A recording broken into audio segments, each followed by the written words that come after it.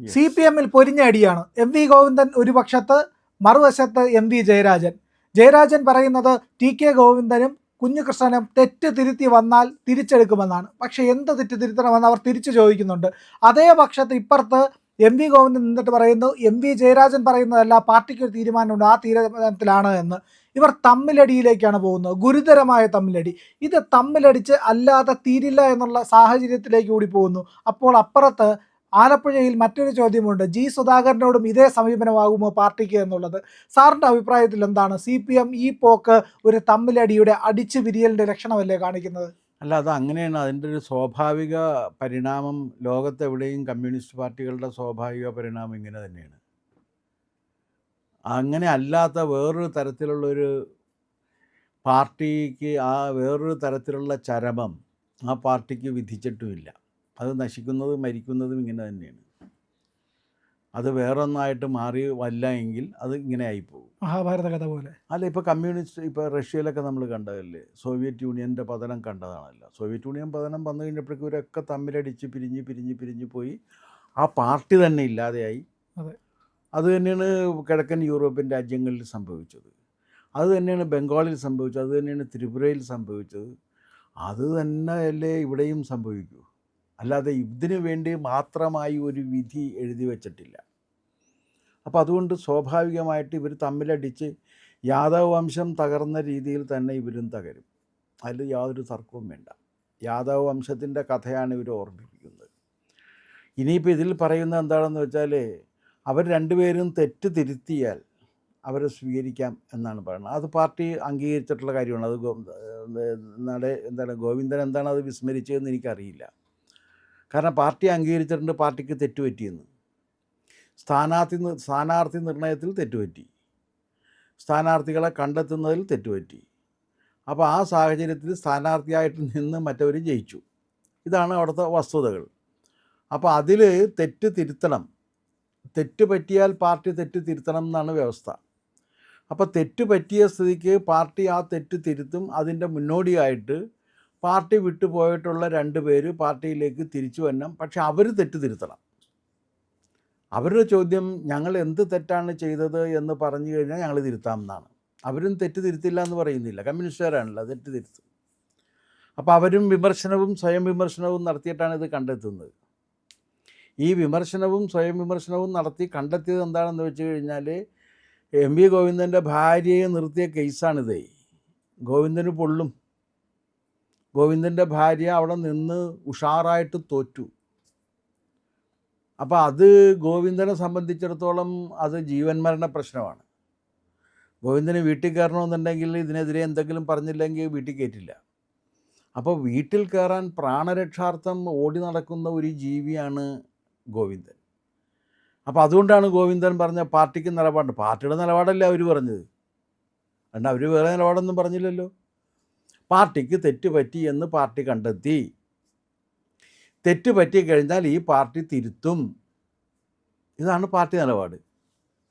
അല്ലാതെ വേറെ ഒന്നും പറഞ്ഞിട്ടില്ലല്ലോ. ഇവിടെ തെറ്റ് പറ്റിയത് സ്ഥാനാർത്ഥി നിർണയത്തിൽ തെറ്റുപറ്റി, അതും പറഞ്ഞിട്ടുണ്ട്. അപ്പോൾ സ്ഥാനാർത്ഥി നിർണയത്തിൽ പറ്റിയ തെറ്റ് ഇനി പാർട്ടി തിരുത്തണം. ആ പാർട്ടിയെ തോൽപ്പിച്ചു വന്ന പാർട്ടിയുടെ പ്രതിനിധികളാണ് 2 പേരും, കുഞ്ഞികൃഷ്ണനും മറ്റേ ഗോവിന്ദനും, TK ഗോവിന്ദനും. അപ്പോൾ അവരുടെ മറുചോദ്യം എന്താണെന്ന് വെച്ചാൽ, ഞങ്ങൾ എന്ത് തെറ്റാണ് ചെയ്തതെന്ന് പറഞ്ഞു കഴിഞ്ഞാലേ ഞങ്ങൾക്ക് തിരുത്താൻ പറ്റൂ.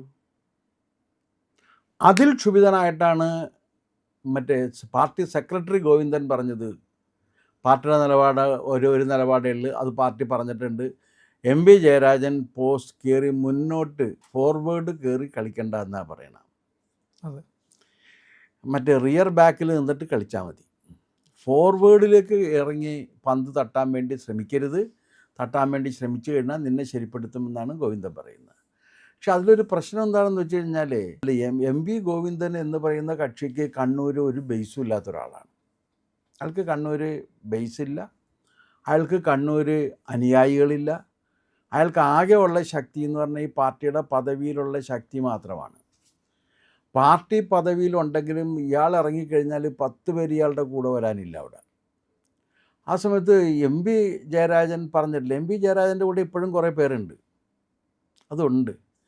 പിന്നെ അത് മാത്രവുമല്ല, ഗ്രാസ് റൂട്ട് ലെവലിൽ എന്താണ് സംഭവിക്കുന്നത് എന്ന് കൃത്യമായി നിശ്ചയമുള്ള ഒരാളാണ് ആര്? ജയരാജൻ. അവിടെ പാർട്ടി തകർന്നിരിക്കുകയാണ്, തകർന്ന് തരിപ്പണമായിരിക്കുകയാണ്.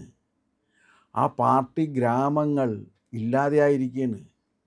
അതിൽ അമ്പരപ്പിക്കുന്നൊരു കാര്യം എന്താണെന്ന് വെച്ചാൽ, കുറേയേറെ പാർട്ടി പ്രവർത്തകർ നിർജീവമായി പോയി എന്നുള്ളതാണ്. അവർ വേറെ പാർട്ടികളിലേക്ക് പോകുന്നില്ല, അവർ പാർട്ടിക്കെതിരെ ഒന്നും പറയുന്നില്ല, പക്ഷേ അവർ മെമ്പർഷിപ്പ് പുതുക്കുന്നില്ല, അവർ പാർട്ടിയുടെ പരിപാടികളിൽ പങ്കെടുക്കുന്നില്ല, അവർ മുദ്രാവാക്യം വിളിക്കുന്നില്ല, അവർ ക്രമേണ നിർജീവമായി പോകുന്നു. അപ്പോൾ ഈ നിർജീവമായി പോകുന്ന പാർട്ടിയും കൂടി വന്നതോടുകൂടി പാർട്ടിയാണ് നിർജീവമാകുന്നത്, പാർട്ടി പ്രവർത്തനക്ഷമമല്ല, കോച്ചുവാദം പിടിച്ച അവസ്ഥയിലാണ്. അങ്ങോട്ട് ബ്ലഡ് സർക്കുലേഷൻ ഇല്ല, ബ്ലഡ് സർക്കുലേഷൻ ഇല്ലാതെ മരവിച്ചിരിക്കുകയാണ് പാർട്ടി അവിടെ. ഈ മരവിപ്പ് പാർട്ടിയിലുണ്ട് എന്ന് തിരിച്ചറിഞ്ഞ ആളാണ് ജയരാജൻ. 3 ജയരാജന്മാരവിടെയുണ്ട്. ഒന്ന് വെടികൊണ്ട ജയരാജൻ.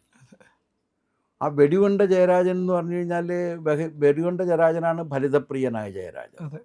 പുള്ളിയെക്കുറിച്ച് ഒരുപാട് ആക്ഷേപങ്ങളുണ്ട്.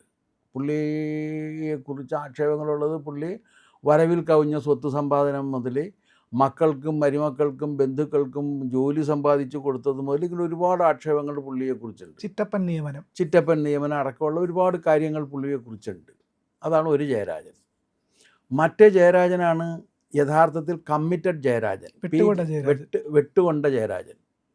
വെട്ടുകൊണ്ട ജയരാജൻ പാർട്ടി കമ്മിറ്റ്മെൻ്റ് ഉള്ളതുകൊണ്ട് മക്കളെയും പഠിപ്പിച്ചില്ല, മക്കളെ പഠിപ്പിച്ചത് ബോംബുണ്ടാക്കാനാണ്.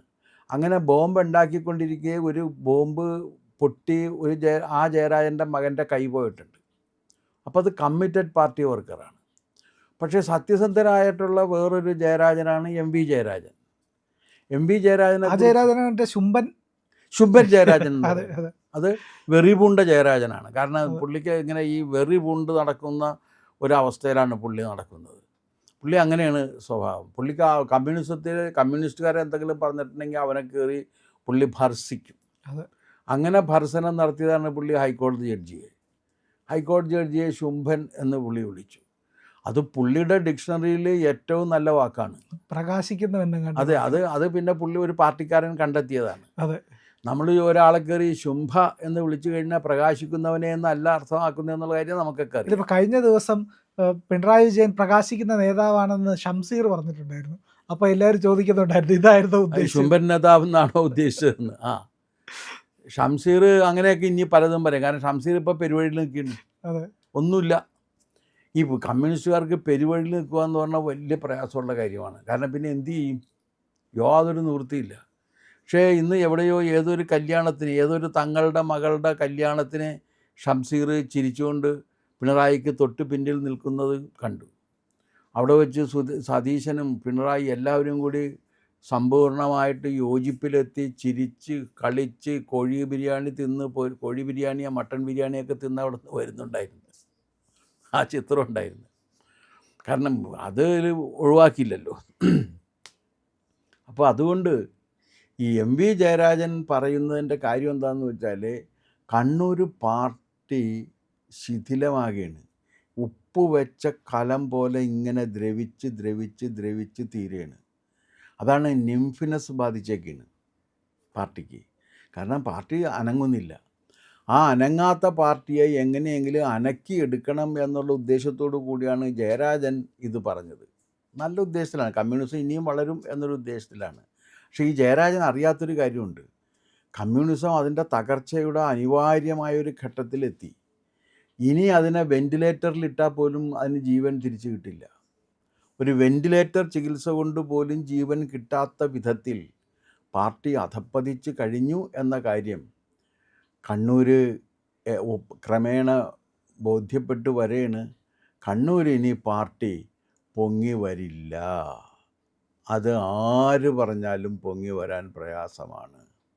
കണ്ണൂരിലെ പാർട്ടി ഗ്രാമങ്ങൾ ഇപ്പോൾ അനങ്ങാത്ത അവസ്ഥയിലാണ്. കോച്ചുവാദം പിടിപെട്ട് തളർന്ന് കിടക്കുകയാണ്. പ്രിയപ്പെട്ട പ്രേക്ഷകരെ, ഞങ്ങൾ ഇന്ത്യ ലൈവ് പതിവ് പോലെ നമ്മൾ പറയുകയാണ്, മാധ്യമങ്ങളിൽ വരാത്ത, മറ്റു മാധ്യമങ്ങൾ പറയാത്ത വാർത്തകളാണ് നിങ്ങളുടെ മുന്നിലേക്ക് കൊണ്ടുവരുന്നത്. ഇത് പറയാൻ ഞങ്ങൾക്ക് പ്രേരണയും ശക്തിയും നിങ്ങളാണ്.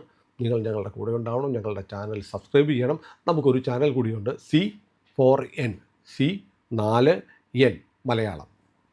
നമ്മൾ ഈ തെരഞ്ഞെടുപ്പൊക്കെ ആയതുകൊണ്ട് കൂടുതൽ വാർത്തകൾ നമ്മുടെ ഈ പ്ലാറ്റ്ഫോമിൽ തന്നെ കൊടുക്കാൻ കഴിയാത്തതുകൊണ്ടാണ് C4Nൽ പുതിയ വാർത്തകൾ കൊടുക്കുന്നത്. അപ്പോൾ ആ ചാനലും കൂടി ഒന്ന് സബ്സ്ക്രൈബ് ചെയ്യണം. ഇന്ത്യ ലൈവ് ഉറപ്പായിട്ടും ചെയ്യണം.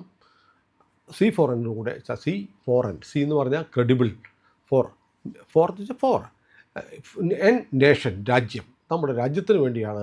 രാജ്യം വിട്ട് ഒരു കാര്യവും ഇന്ത്യ ലൈവിനില്ല. അതുകൊണ്ട് ഞങ്ങളുടെ കൂടെ ഉണ്ടാവണം എന്നുകൂടി അഭ്യർത്ഥിക്കുന്നു.